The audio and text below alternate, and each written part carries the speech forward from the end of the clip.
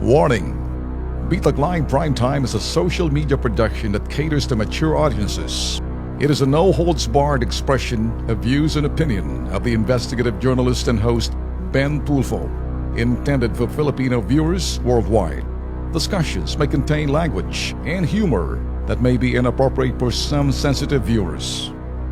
If you do not approve of the above, please do not watch our video. Should you wish to continue, we strongly advise that you proceed with caution. Viewers' maturity is advised. CBCP, Catholic Bishop Conference of the Philippines, tutulho sila. Ako ho'y naniniwala dito sa pagtutulho nila sa pagbaba ng criminal liability. Mga boss, may batas ho tayo, yun hong pinasaho ni Kiko Pangilinan sa Senado. Mga boss, si Kiko, sino si Kiko? Kiko, patay-patay! Kiko, patay-patay! Nung ako'y bata pa, napapanood ko yung commercial, Kiko, patay-patay! Tapos iiyak yung bata, tapos sasabihin ng nanay, anong nangyari sa anak, mama? Iiyak yung bata. Bakit? Kasi naglalaro sila ng tumbang preso or patentero, patay-patay kasi si Kiko, yung bata. Ngayon, pinakain siya ng Star Margarine. Okay sa Star Margarine, ha? Commercial to, libre sa inyo, pero hindi ito magandang commercial. Mambuisit. Si Kiko Pangilinan, nagpasa ng batas para doon sa sinasabing yung 15 years old criminal liability. Alam niyo mga boss, sa panahon ni Digong, gusto hong amyendahan ni President Duterte, aka Digong, nung siya hindi presidente, gusto hong amyendahan ng batas sa Kongreso na ibaba yung criminal liability sa 12 anyos na bata. Alam niyo kasi, ngayon ho, sa panahon ho na kung saan laganap ho yung internet, nandyan na ho yan na makikita paggagamit ho ng mga teknolohiya ho ngayon, natututo na ho yung mga bata, nakakapanood na ho sila ng mga gangster movies, nakikita ho nila yung visuals, nakikita nyo na rin ho kung ano ho yung mga kaganapan sa mundo. So, yung mga sindikato ginagamit ngayon, yung mga bata, mga 15 anyos, kasi mga 15 anyos na yan, tuturuan ng sindikato na sasabihin, hindi ka naman makukulong total, bata ka pa hindi ba? Kaya 14, 13, hindi.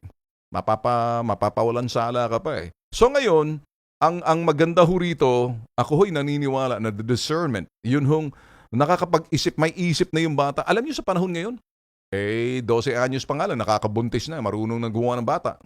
Sige nga, 13 anyos pa lang, marunong nang gumawa ng bata.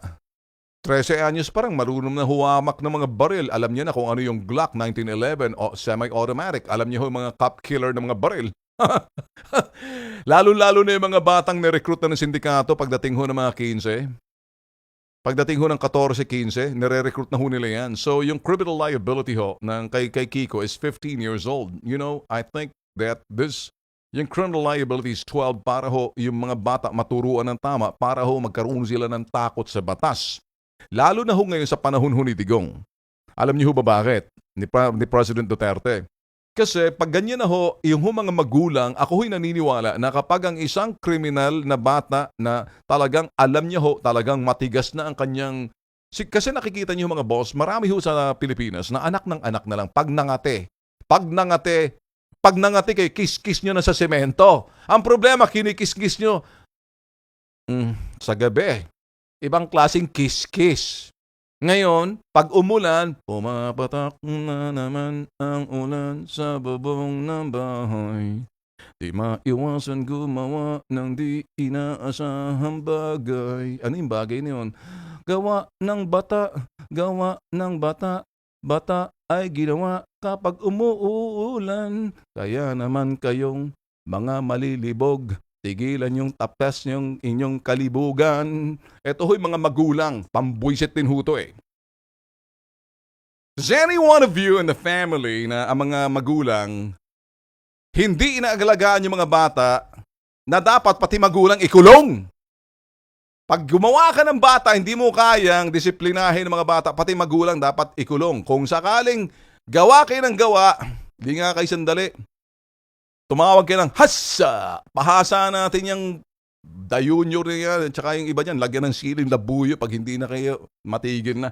Kaya tuloy ito ho, mga sinasabi ho natin, may effect ho to epekto lang ng problema ang nakikita ho natin mga Pilipino eh. Ano yung epekto ng problema? Epekto ng problema, dumadami ang bata sa lansangan, ng lilimos, pinababayaan, talagang pinanlilimos, kaya ginagamit ng sindikato.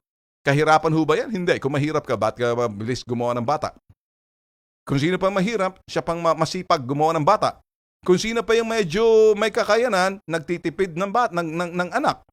Nakikita niyo ho ba? Responsible parenthood na something to do with that. Tutol ho ang CBCP. Ala ho tayong problema ng pagtutol ng simbahan. Ako ho, hindi na ako sasaltik sa pagtutol ng simbahan sa pagbaba ng criminal liability at itaas a 15.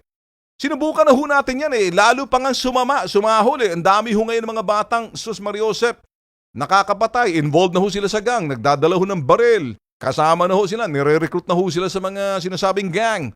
Alam niyo ho ba bakit? Malakas ho ang loob nila na kahit sila bumaril, gamitin ng mga kriminal, ng mga elemento, trading ground ho yan mga bata sa ibaba pa lang. Kaya mga kriminal, nagpipista rin.